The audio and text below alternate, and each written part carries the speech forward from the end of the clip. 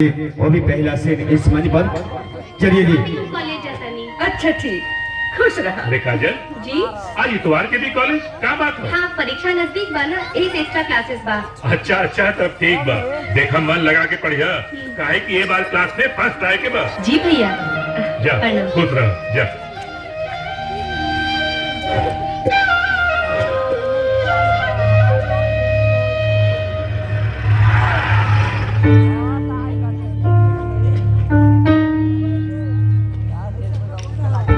क्या बात बा काजल? एक तरह खबर पे खबर देके हमारे कहां से ले लो? ये बतावे खातिर छोटे सरकार कि अब हमने के चुप छुपा के करने वाला प्यार दुनिया में छुपावे लायक न रह गई। काहे? का भाई?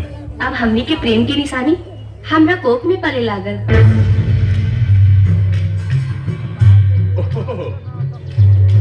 तो हमरा के ब्लैकमेल करे का अच्छा फार्मूला तैयार कर ले।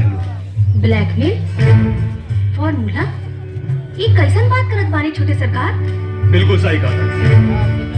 जवानी का जोश में तू अपन होश भुला गया। गलती तो हर बात तू समझा।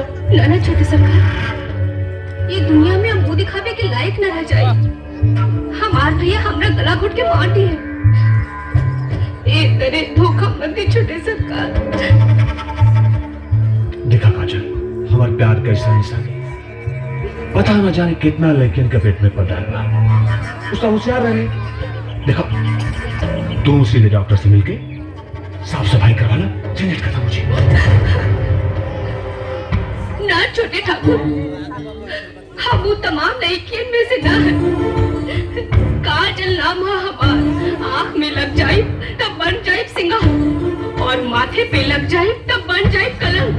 तू हमरा इज्जत और जिंदगी से खिलवाड़ केले बड़ा। इतना आसानी से हम चुप ना बैठा।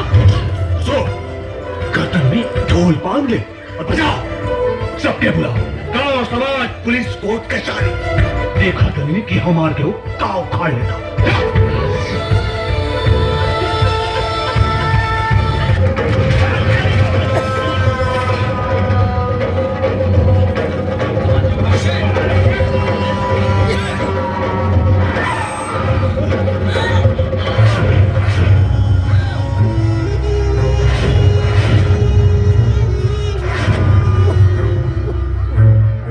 जिंदगी से तेज मौत के रफ्तार होला, समझ में आ गई?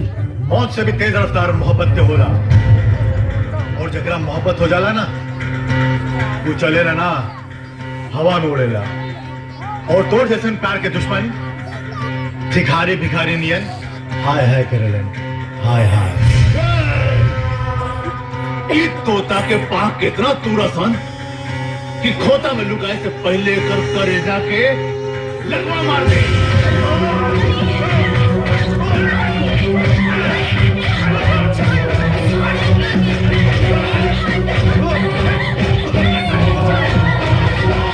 चाचा जी छोड़ दे, चाचा जी इनका के हम इनसे बहुत प्यार करेंगे। हम इनका बगैर ना जी पाए।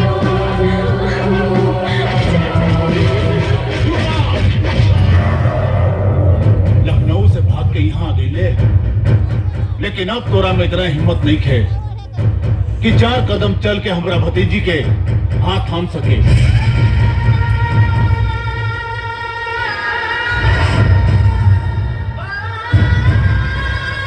लखनऊ से बनारस, बनारस से बक्सर, बक्सर से बलिया। धूमत धूमत यहाँ काहे नहीं तो रखे के मालूम। अरे छपरा हा, छपरा।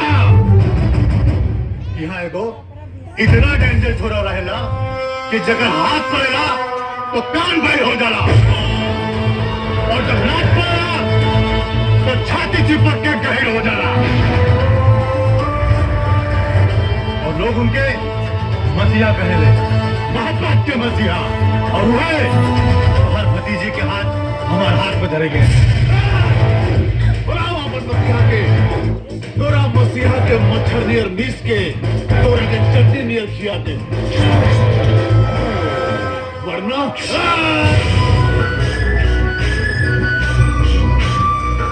सुनकर आहट आ रहा होगा।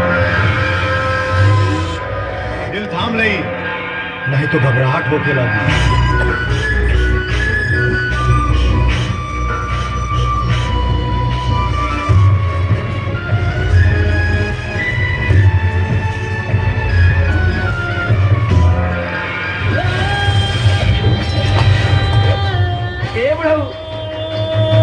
परमात्मा और परमात्मा के ना देला कष्ट। अगर परमात्मा के देवा कष्ट तो पूरा जीवन हो जाई नष्ट। वैसे भी जहाँ बात जाला कन्हैया के बांसुरी के गीत तो जी होला प्यार के जी। बाबू इते बजा ए लोग के हम बजाओ।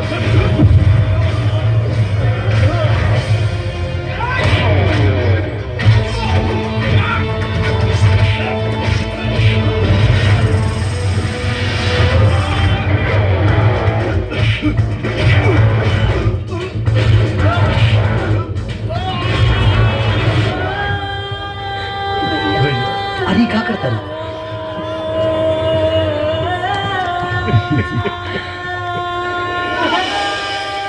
तोरा लोग बिल्कुल चिंता मत कर।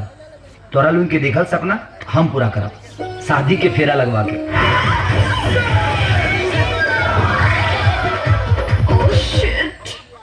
अरे भैया ये तो दिल हिलावे के जगह पूरा शरीर ही हिला देला तो। है मैडम जब चलावे पे लूर नहीं खाता गाड़ी के गुरु का दिखाओ तल। You mind your language. एक देसी मुर्गी पिलाई की बोल इधर अपना बाप के खरिहान बुलाता रुका दे दहिया पता है। How dare you? हमरे बाप के नाम ले लिया। मालूम है हम के कर बहन है। तू केहू के बहिन हो खरो से हमरा का मतलब है? कोनो तेरा भाई का हमारा थार बनाए दो का।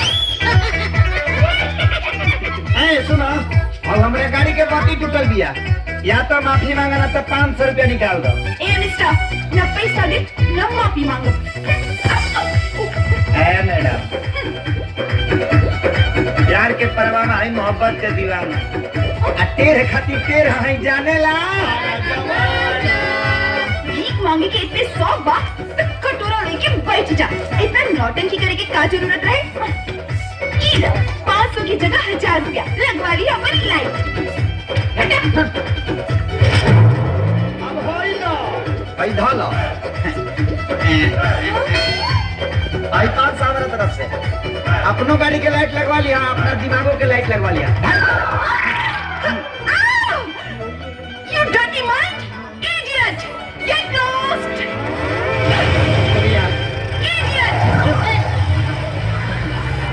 वो अंग्रेजी में घर पर खाना खा के बुलालो से का है? वो गाड़ी देख के भागल। अच्छा तब देखो कर अंग्रेजी के भोजपुरी से कन्हैया के दागो।